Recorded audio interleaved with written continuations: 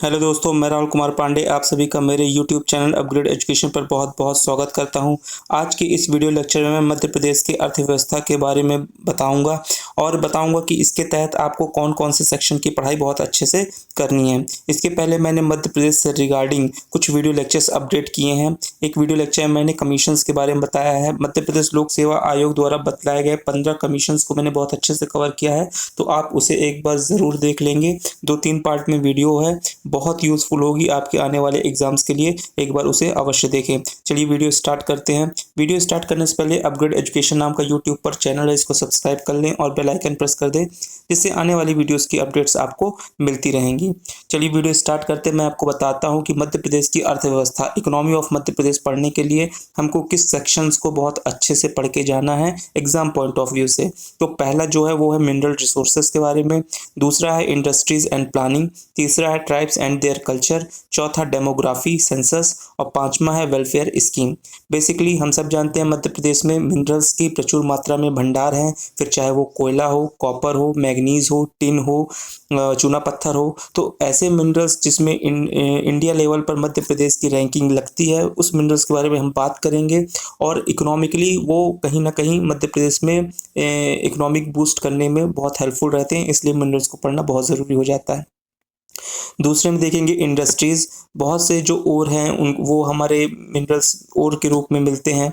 अब उसके एक्सट्रैक्शन के लिए, मिनरल्स के एक्सट्रैक्शन के लिए इंडस्ट्रीज का डेवलपमेंट होना भी बहुत ज़रूरी है। तो ऐसी कौन कौन सी इंडस्ट्री हैं जो सेटअप की गई हैं किस किस रीजन में, उसके बारे में हम देखेंगे। तीसरा जो है ट्राइब्स एंड देयर कल्चर्स के बारे में। हम सभी जानते हैं कि अबाउट 35 to 40% मध्य प्रदेश की पॉपुलेशन ट्राइबल पॉपुलेशन है, और इनके हैंडक्राफ्ट मटेरियल हो गए, इनकी जो कल्चर हो गए, जिनकी वजह से कहीं ना कहीं इकोनॉमिक बूस्ट मध्य प्रदेश की इकोनॉमी को मिलता है। तो वो चीज़ हम जानने की कोशिश करेंगे, कौन सी ट्राइब्स हैं, उनके क्या कल्चर्स हैं, और इनकी जो शिफ्टिंग एग्रीकल्चर है वो भी देखेंगे कैसे कैसे होती हैं। नेक्स्ट जो है वो डेमोग्राफी है। डेमोग्राफी इट मीन्स जो सेंसस है 2011 का, उसको पढ़ेंगे। बेसिकली जो रोड मैप बनाया जाता है इकोनॉमिक बूस्ट करने के लिए किसी भी स्टेट में, तो उसके लिए डेमोग्राफी या फिर सेंसस बहुत ज़रूरी रहता है कि किस क्राइटेरिया में कितना फिनेंशियल इंक्लूजन करना है। कहीं ना कहीं डेमोग्राफी उसमें बहुत बड़ा रोल प्ले करता है। नेक्स्ट जो पॉइंट है वो वेलफेयर स्कीम के बारे में है।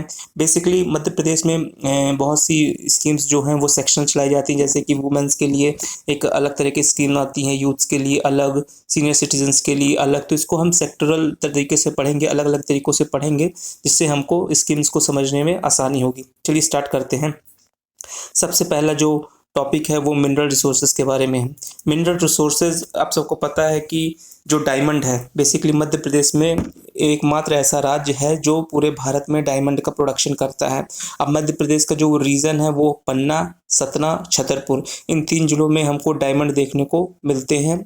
उसका जो ओर है वो याद रखिएगा, तो किम्बरलाइट नाम का ओर है, उससे डायमंड का एक्सट्रैक्शन होता है। तो अभी हाल ही में एक न्यूज़ आई थी, छतरपुर के बक्सवाहा जंगल को काटा जाएगा हीरे के उत्खनन के लिए। बेसिकली ये बिरला ग्रुप फाउंडेशन कर रहा है, ये याद रखेंगे आप। और जो जब डायमंड निकाला जाता है तो ये रेवेन्यू का आप समझेंगे कि रेवेन्यू किसको कितना मिलता है।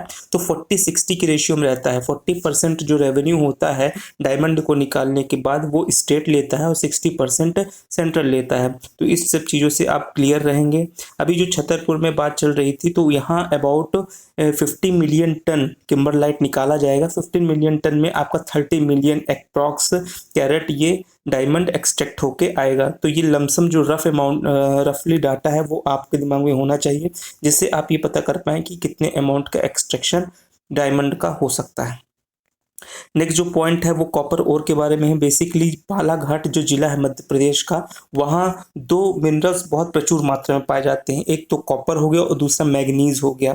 ये दोनों ओर मध्य प्रदेश में सबसे ज़्यादा पाए जाते हैं, तो ये आप याद रखेंगे, बहुत इंपॉर्टेंट है। बालाघाट के भारवेली नाम का स्थान है, वहाँ मैग्नीज का ओर पाया जाता है। वहीं मलाज खंड में कॉपर की माइनिंग की जाती है, तो ये आप याद रखेंगे। नेक्स्ट जो है वो रॉक फॉस्फेट के बारे में है।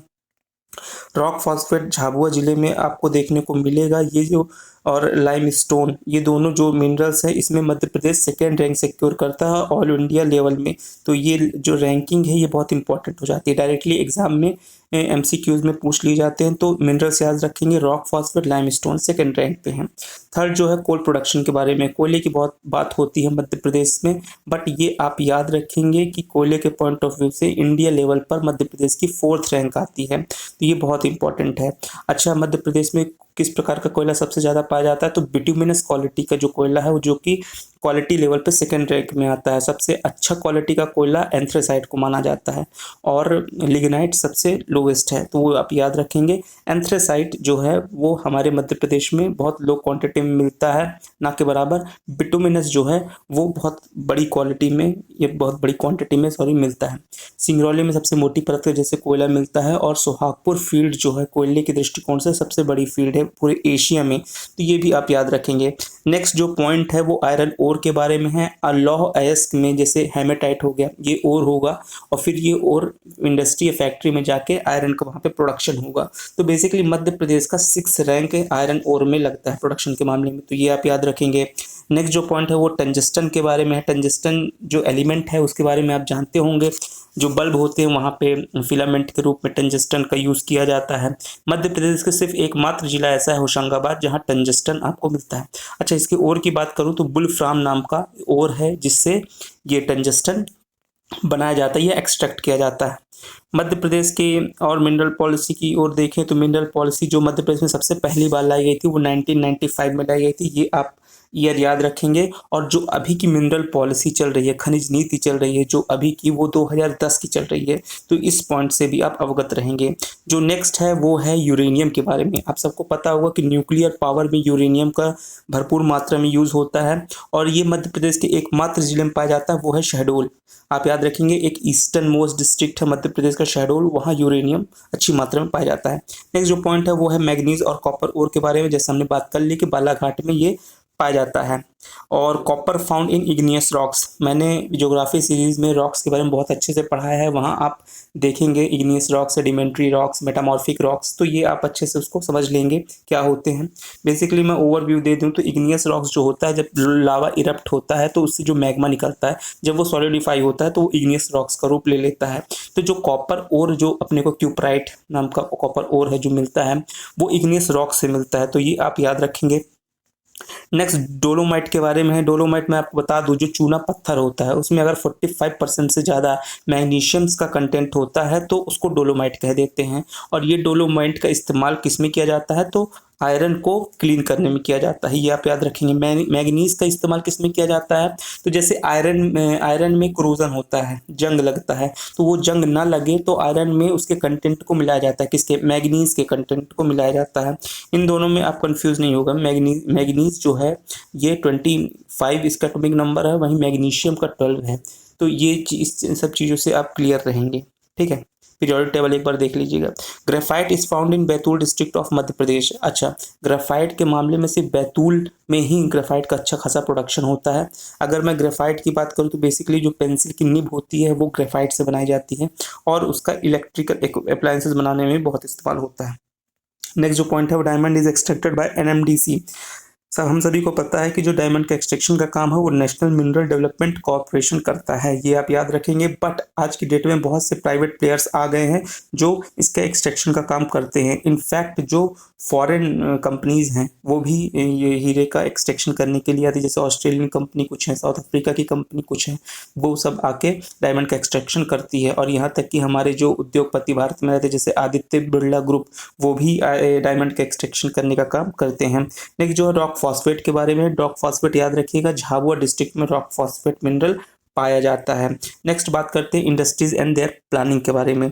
Industries basically Madhya Pradesh industry के रूप में बहुत पिछड़ा हुआ है, उतनी इंडस्ट्री नहीं है जितनी होनी चाहिए मिनरल्स के हिसाब से, तो वो आप याद रखेंगे। मध्य प्रदेश की जो पहली इंडस्ट्रियल पॉलिसी आई थी वो 1972 में आई थी, वेरी इंपॉर्टेंट, सीधे पूछा जा सकता है। फिर एक बात है फिनेंशियल कॉर्पोरेशन, वित्तीय निगम, ये बेसिकली कब फॉर्म हुआ था, डायरेक्टली पिछली बार एमपीपीएससी प्री में पूछा गया है, तो इसका हेडक्वार्टर इंदौर में है, ये याद रखेंगे। और इस्टेब्लिश हुआ था 1955 में, very important. Then Madhya Pradesh small scale industries corporation, लघु उद्योग निगम की स्थापना की गई मध्य प्रदेश में। तो ये आप याद रखेंगे कब की गई, 1961 में इसका इस्टेब्लिशमेंट हुआ था। फिर सबसे important Madhya Pradesh state industrial development corporation बनता है, ये 1965 में बनता है। सबके ईयर बहुत इंपॉर्टेंट है, डायरेक्टली पूछे जाते हैं एग्जाम में, याद रखेंगे आप। नेक्स्ट जो पॉइंट है वो इंदौर के बारे में। इंदौर को कमर्शियल कैपिटल ऑफ मध्य प्रदेश बोलते हैं, आप सबको पता होगा। फिनेंशियल कैपिटल इंदौर को मध्य प्रदेश का बोला जाता है। और सिंगरौली को एनर्जी कैपिटल बोला जाता है। भोपाल तो एडमिनिस्ट्रेटिव कैपिटल है ही। फिर जबलपुर को कल्चरल फेस्टिवल बोला जाता है। तो ये सब कुछ चीज़ें हैं जो डिवाइडेड हैं कहीं ना कहीं, उससे आप अवगत रहेंगे। नेक्स्ट जो पॉइंट है वो एमपी के इकोनॉमी के बारे में है। बेसिकली इसमें ये बताया गया है कि जो सबसे ज़्यादा रेवेन्यू, सबसे कम रेवेन्यू बेसिकली इंडस्ट्रीज से आता है। 14% एक केवल रेवेन्यू इंडस्ट्रीज के थ्रू आता है। तो इससे आप पता लगा सकते हैं कि जो इंडस्ट्रीज के मामले में मध्य प्रदेश बहुत पीछे चल रहा है, बैकवर्ड स्टेट में गिना जाता है। नेक्स्ट जो है बीएचईएल के बारे में। बीएचईएल जो भोपाल इस्टेब्लिश हुआ था अबाउट 1968 में, ये किस देश की मदद से बनाया गया था, तो ब्रिटेन की मदद से बनाया गया था, ये आप याद रखेंगे।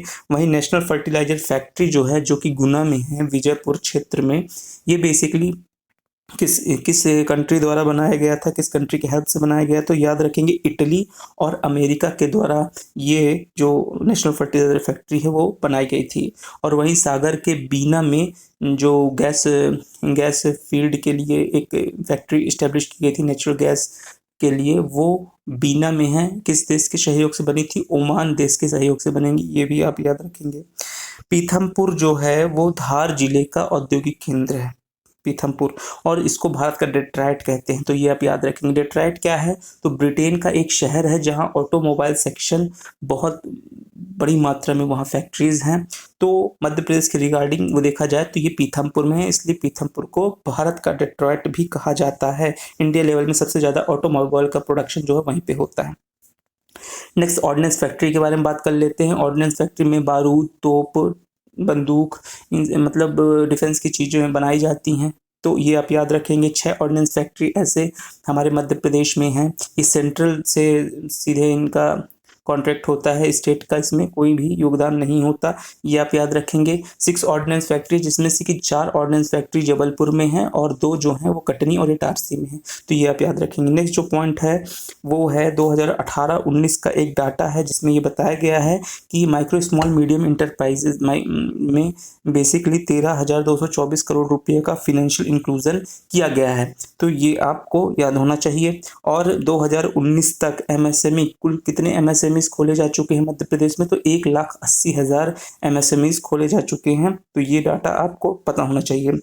स्पेशल इकोनॉमिक जोन क्या होता है, जो इंडस्ट्रियल, जैसे इंडस्ट्रियल सेंटर होता है किसी भी डिस्ट्रिक्ट का, तो उससे भी एक upgraded form special economic zone होता है, जहाँ पे air root, train route, road root, ये सब आपका अटैच होता है। और इम्पोर्ट एक्सपोर्ट में करने में बहुत सावधानी, बहुत फैसिलिटीज़ वहाँ पे रहती हैं। तो वहाँ स्पेशल इकोनॉमिक जोन को घोषित कर दिया जाता है। तो पहला special economic zone Madhya Pradesh के इंदौर में बनाया गया है, तो वो आप याद रखेंगे।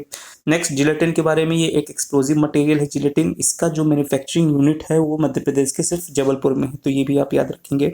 कुछ इंडस्ट्रियल सेंटर की बात करता हूँ तो धार का इंडस्ट्रियल सेंटर है पीथमपुर, याद रखेंगे।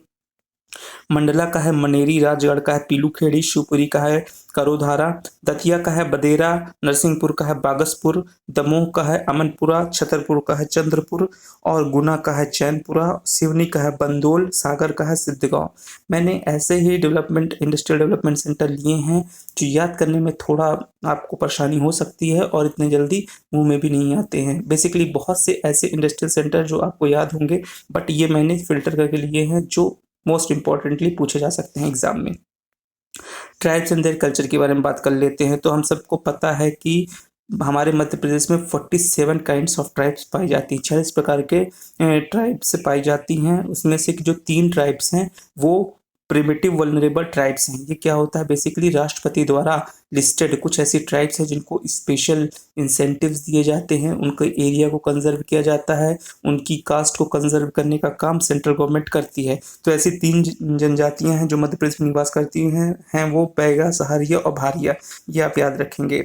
अगर मैं बात करूं कि जो शेड्यूल्ड ट्राइब्स हैं, अगर पॉपुलेशन के दृष्टिकोण से बात करते हैं तो मध्य प्रदेश की कुल पॉपुलेशन का 21.1% एसटीज हमारे मध्य प्रदेश में निवास करते हैं। अगर एससी की बात करें तो 15.6% एससी निवास करते हैं मध्य प्रदेश में, तो ये आप याद रखेंगे। मध्य प्रदेश में लार्जेस्ट ट्राइब की बात करूँ तो भील है, उसके बाद गोंड है, तो ये आप याद रखेंगे। भील की फोक पेंटिंग मैंने लिखा है तो पिथौरा भित्ति चित्रकला, बेसिकली जो दीवार में पिथौरा नाम की पेंटिंग बनाई जाती है वो भील की फोक पेंटिंग है। वहीं दूसरा पेमा फाल्या, तो नाम याद रखेंगे, डायरेक्टली पूछे जाते हैं।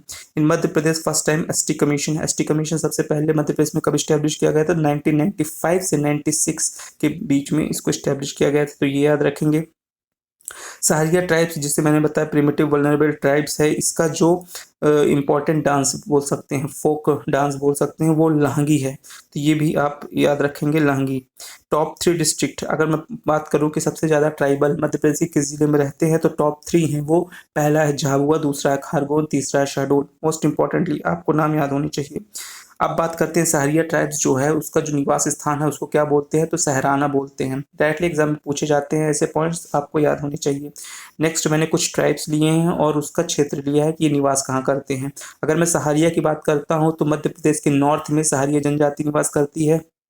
भील की बात करूं तो वेस्ट साइड मध्य प्रदेश की पश्चिम पश्चिम साइड भील जनजाति निवास करती है। पश्चिम में जैसे धार हो गया, झाबुआ हो गया, अलीराजपुर हो गया, तो ऐसे जो डिस्ट्रिक्ट है वहाँ भील जनजाति आपको देखने को मिलेगा।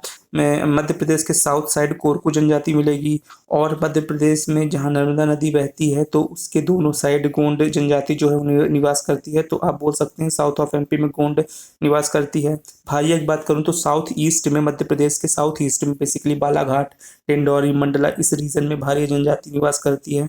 बैगा जनजाति ईस्ट ऑफ एमपी में निवास करती है, जैसे शहडोल, उमरिया, सीधी, सतना, ये सब रीजन में आपका बैगा जनजाति मिलेगी। वहीं कोल जनजाति नॉर्थ ईस्ट ऑफ एमपी में मिलती है, रीवा, सीधी, सतना, सिंगरौली, इस क्षेत्र में आपको कोल जनजाति देखने को मिलेगी। डेमोग्राफी की बात कर लेते हैं। मध्य प्रदेश का जो सेंसस है, आप सबको कुछ डाटा बहुत अच्छे से याद होंगे, मैंने कुछ डाटा को उठाया है, वो आप देख लीजिएगा एक बार, बहुत इंपॉर्टेंट है।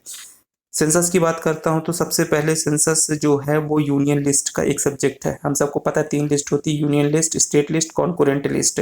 यूनियन लिस्ट सेंट्रल गवर्नमेंट उसमें डिसाइड करती है, स्टेट में स्टेट गवर्नमेंट डिसाइड करती है, और कॉन्करेंट में दोनों ही डिसाइड करते हैं। अगर टाई हो जाता है मुकाबला तो फिर सेंट्रल का जो निर्णय है उसको माना जाता है, तो ये आप याद रखेंगे। तो सेंसस जो है वो यूनियन लिस्ट का पार्ट है। और किस आर्टिकल में सेंसस के बारे में बताया गया है? तो आर्टिकल 246, वेरी इंपॉर्टेंट, याद रखेंगे।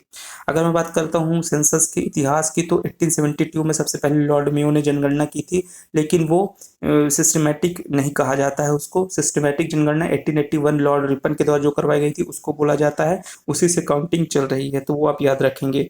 तो 1881 से अभी तक कितने सेंसस हो चुके हैं? 15 सेंसस हो चुके हैं। 2011 वाला 15th सेंसस था।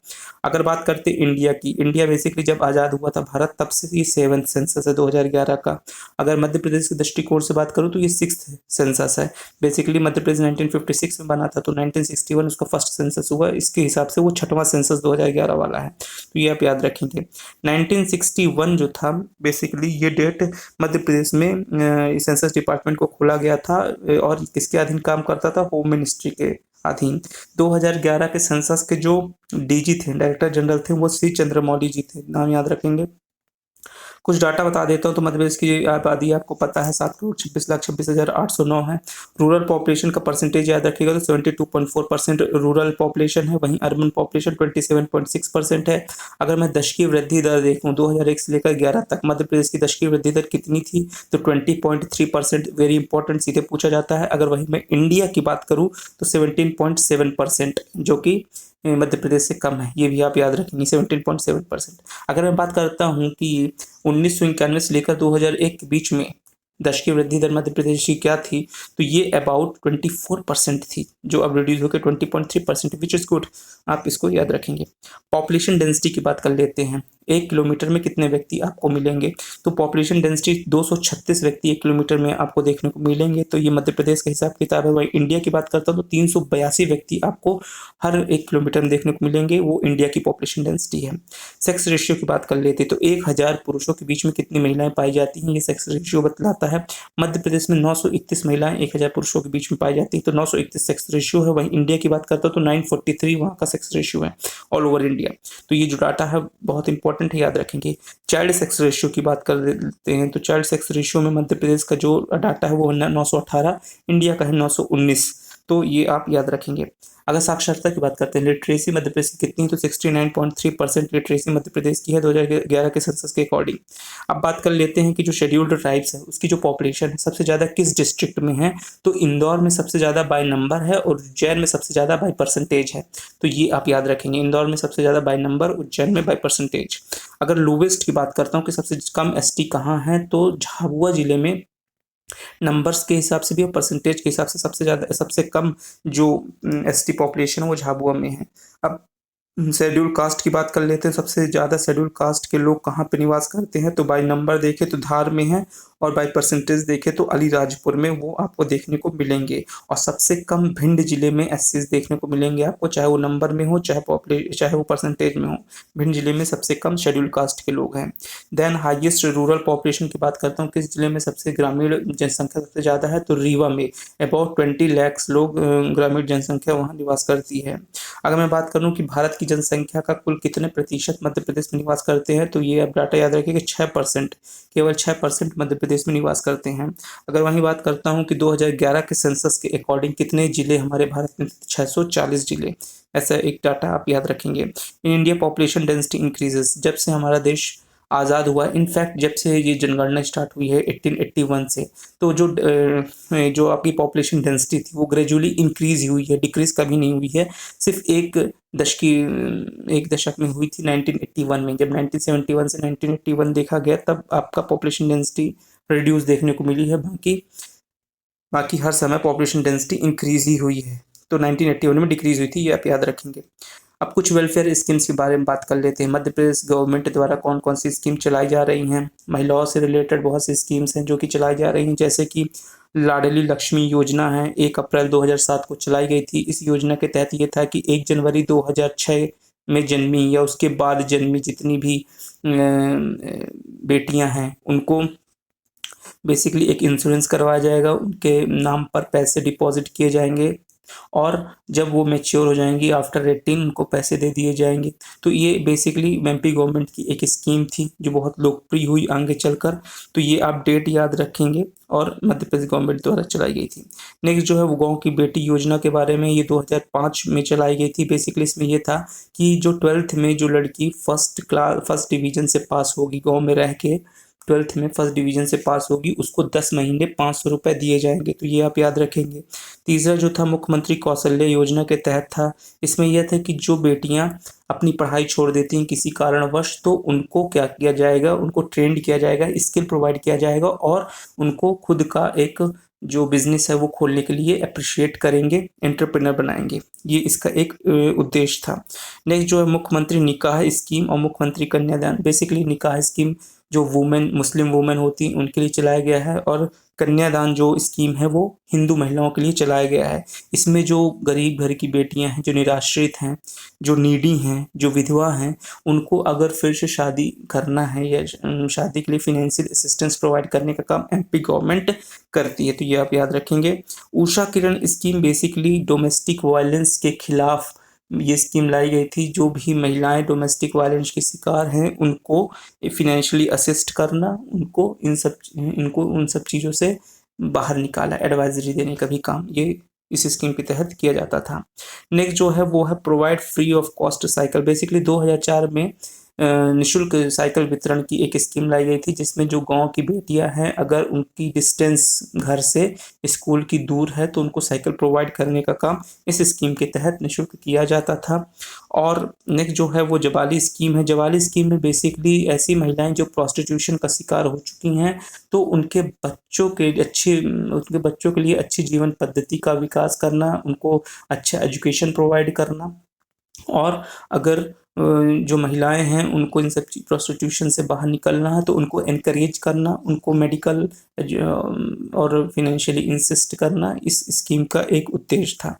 अच्छा, मध्य प्रदेश के 7 ऐसे ज़िले हैं जहां ये जो प्रोस्टिट्यूशन है, जो ट्रैप हो जाते थे, उसमें 7 ज़िले ऐसे हैं जहां देखने को मिला है सबसे ज़्यादा। वो है विदिशा, राजगढ़, सागर, रायसेन, मुरैना, छतरपुर और उज्जैन। तो इन 7 जिलों में स्पेशली ये जो वाली स्कीम लाई गई थी, तो इनको रिहेबिलिटेशन का काम वुमेन का इसके इस स्कीम के तहत किया जाता था। नेक्स्ट जो है बलराम ताल योजना के बारे में है। इसका डेट याद रखिएगा, 25 मई 2007 को ये योजना लाई गई थी। इस योजना के तहत खेतों में तालाब का निर्माण करना, जिससे इरिगेशन फैसिलिटी अच्छी क्रिएट हो पाए। इसके साथ ही जो वाटर हार्वेस्टिंग है उसमें हम इसको जोड़ पाएँ, और ड्रिंकिंग पर्पस के लिए भी हम इसको आगे यूज़ कर पाएँ। तो ये इस स्कीम का एक उद्देश्य था। आस्था अभियान जो था वो 11 अप्रैल 2013 से स्टार्ट किया गया था। बेसिकली इसमें कुछ डिजीज़ होती थी, जैसे कि मलेरिया हो गया और ब्लाइंडनेस हो गई। तो इनमें आपका ऑपरेशन की अगर व्यवस्था करनी हो तो इस स्कीम के तहत हो सकता था। गरीबों के लिए ये स्कीम बेसिकली लाई गई थी, बीपीएल फैमिली वालों के लिए, तो ये आप याद रखेंगे।